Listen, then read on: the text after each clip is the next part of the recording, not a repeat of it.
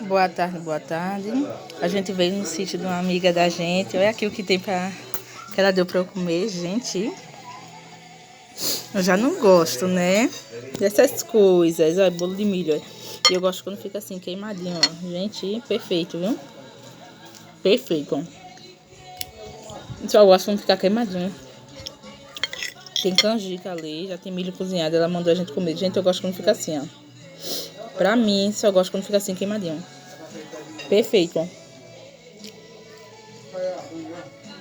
Gente, isso aqui tá tão bom.